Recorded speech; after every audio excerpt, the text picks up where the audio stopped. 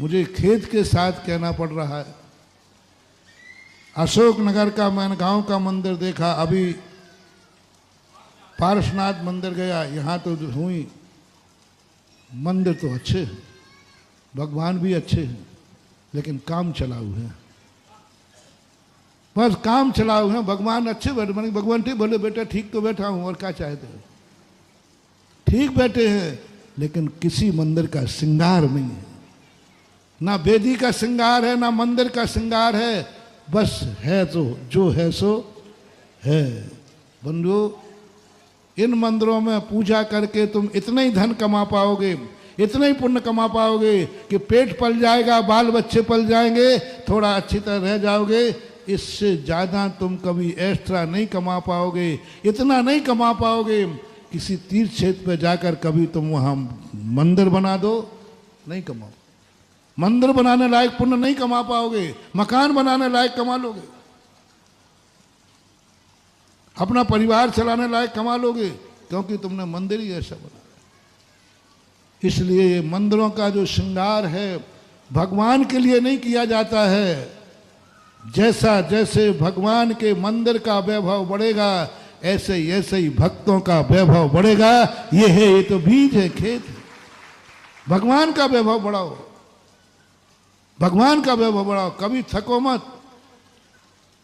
कुबेर के पास खजाना कैसे बन जाता है? कुबेर ने जब समोषण की रचना की, समोषण की रचना करने के बाद वो नीची गर्दन किए खड़ा था। देवराज कहते हैं कुबेर तेरी सारे जगत में प्रशंसा हो रही है, तेरे सारे जगत में प्रशंसा हो रही है, ऐसा समोषण बनाया, सारे स्वर्गों में प्रशंसा, मानव जाति में प्रशंसा, और तेरा चेहरा क्यों उतर रहा है? बोले देवराज मुझे भी अहंकार हुआ था कि मैंने ऐसा समोषण बनाया, लेकिन जैसे मैंने भगवान को देखा तो ये सारा वैभव उनके सामने धूल के समान नजर आया। जैसे ही भगवान को देखा तो भगवान का तेज देख करके लगा कि मैं भगवान के योग्य समोषण नहीं बना पाया। उसी समय देवराज कुबेर को गले लगाता है, हे कुबेर आज पता चला तू एक भवतारी क्यों है,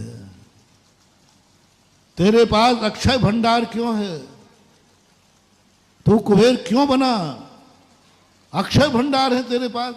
आज पता चला, इतना समोषण में खर्च करने के बाद भी कह रहा है अभी मैंने भगवान के योग्य, और पूरी ताकत लगा दी उसने, पूरे कुबेर पूरा खजाना लगा देता है भगवान के समोषण में। उसके बावजूद ही कहता है अभी तो मैंने कुछ भी नहीं किया। कहाँ भगवान और कहाँ, बोलो समोषण का वैभव तो अपन सब ने पढ़ा है ना, रत्नों के फर्श होते हैं, सोने के परकोटे होते हैं, मरकत मणि के वृक्ष होते हैं, सब वर्णन। ऐसा बनाने के बाद भी वो क्या कह रहा है, मैंने तो अभी कुछ भी नहीं बना पाए, अब क्या करें, इससे ज़्यादा कोई प्लानिंग है नहीं। तब बढ़ता है पुण्य। ऐसे ही मंदिरों में कितना भी लगाओ, हमेशा एक ही बात सोचना, अभी तो मैंने, और तुम क्या, अब महाराज जी बहुत हो गो, बस अब बहुत हो गया, अब बहुत कर लिया, इससे ज़्यादा क्या करूं, मंदिर बना दिया, भगवान जी बैठा दिए, अब क्या हो गया बहुत, नहीं। पापी व्यक्ति पाप करने में नहीं थकता है, पुण्यात्मा को पुण्य करने में कभी नहीं थकना चाहिए। बोलो शराबी व्यक्ति कब थकता है, कब तृप्त होता है? उसकी हवस बढ़ती है कि घटती है? इसमें एक चीज, जुआड़ी, बोलते जाओ जल्दी, हैं? एक पारी खेलने के लिए कहा था पांडवों के लिए भवन में, एक पारी मात्र, लेकिन एक पारी खेलने के बाद क्या हुआ, ऐसा लोभ बढ़ता गया, ऐसा लोभ बढ़ता गया, पूरा इंद्रप्रस्थ लग गया, पूरे भाई दाव पे लग गए, द्रौपदी भी दाव पर लगी और जाकर के वनवास चले गए। एक पापी का चस्का ऐसा होता है, पाप का, एक पाप का चस्का। देखो, एक मात एक पारी खेलने के लिए आदेश था, लेकिन चस्का ऐसा लगा कि वनवास चले गए। क्या कोई धर्मात्मा ऐसा है जिसे धर्म का चस्का लग जाए?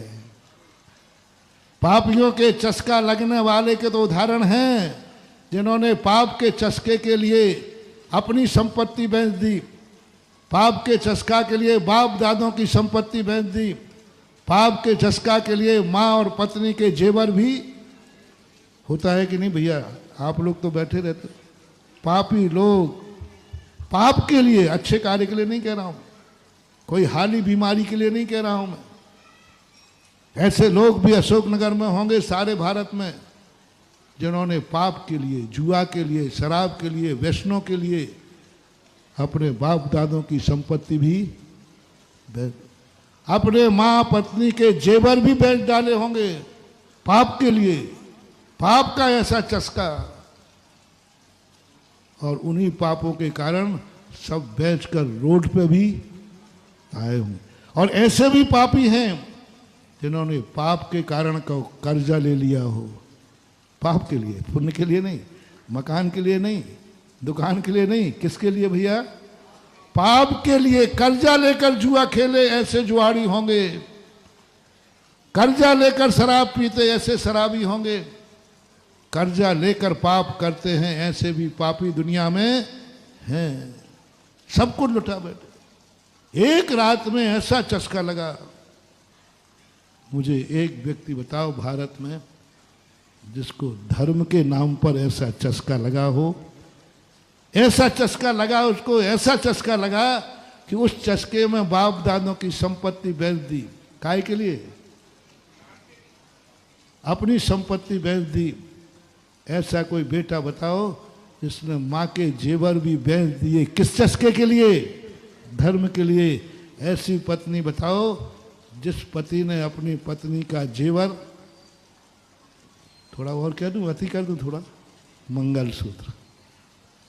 पापियों ने अपनी पत्नियों के मंगलसूत्र बेचे हैं। ये उदाहरण शास्त्रों में भरा पड़ा है चारू दत्त का।